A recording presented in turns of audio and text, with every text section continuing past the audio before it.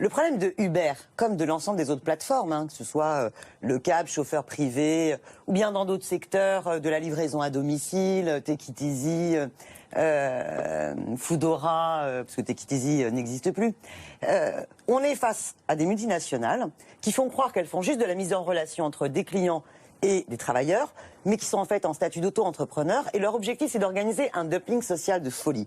L'ubérisation, c'est la paupérisation, c'est-à-dire c'est un nouvel esclavage moderne, un capitalisme à l'état pur, et qui peut se résumer à travers cette promesse de Travis Kalanick, qui est le patron d'Uber, qui dit « Mon rêve, en fait, mon projet politique, eh bien, c'est d'imposer un modèle du travailleur sans droit. » Comment vous, pardonnez-moi, mais comment vous définiriez l'ubérisation? Parce que tout le monde emploie ce terme, mais on ne sait pas trop ce que ça l'ubérisation, c'est pas les nouvelles technologies. Les nouvelles technologies peuvent s'organiser différemment. L'ubérisation. Pour vous, c'est la libéralisation à outrance de l'économie? C'est de faire une plateforme qui prétend mettre en relation, mais en fait, c'est un capitalisme de la rente qui s'exonère de toute obligation d'employeur, zéro cotisation sociale, et qui s'exonère aussi de ses obligations fiscales. L'ubérisation dans cette mise en relation, eh bien, casse les réglementations des métiers et paupérise.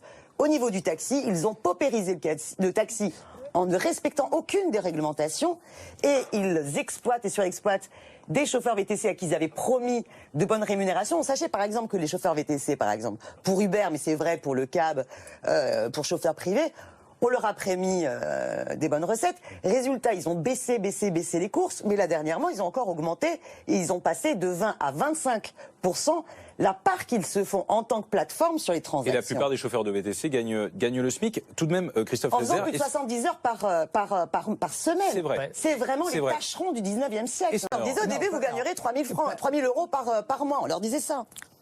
Mais non, on leur disait rien du tout. Si, bien sûr, au début, on leur a promis. Mais bien sûr, on leur a dit, allez-y, endettez-vous à acheter une Est-ce que le système Uber et les autres n'est pas, au final, un échec? C'était ma question. Vous en avez qui gagnent davantage et vous en avez qui gagnent moins. Parce que ça dépend de leurs besoins.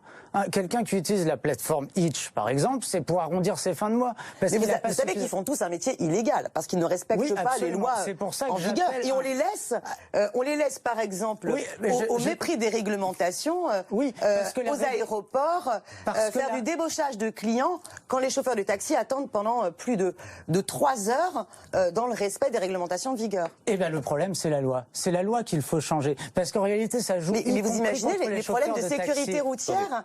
Si vous voulez, c'est n'importe qui avancer près du débarquement sans aucune réglementation et faire 15 heures de course par jour. Vous imaginez les accidents qu'on a en ce moment avec le développement des VTC? C'est totalement impensable. C'est contraire à l'intérêt général.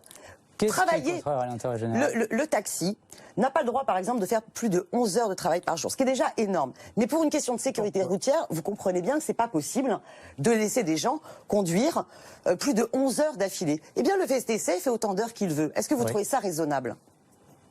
Je pense pas que quelqu'un va s'amuser à rouler plus de 12 heures jusqu'à 18 heures. Demandez-leur, bien sûr que si. Ils font plus de 15 heures. Beaucoup de chauffeurs de VTC roulent effectivement beaucoup. Vous en avez un qui est décédé dernièrement, tout simplement parce qu'il abusait des boissons énergisantes pour tenir. Voilà. Et donc il est mort d'une crise cardiaque qui était provoquée justement par l'abus de boissons énergisantes. Pourquoi cet homme va jusqu'à faire autant d'heures? Parce qu'il est payé une misère, monsieur.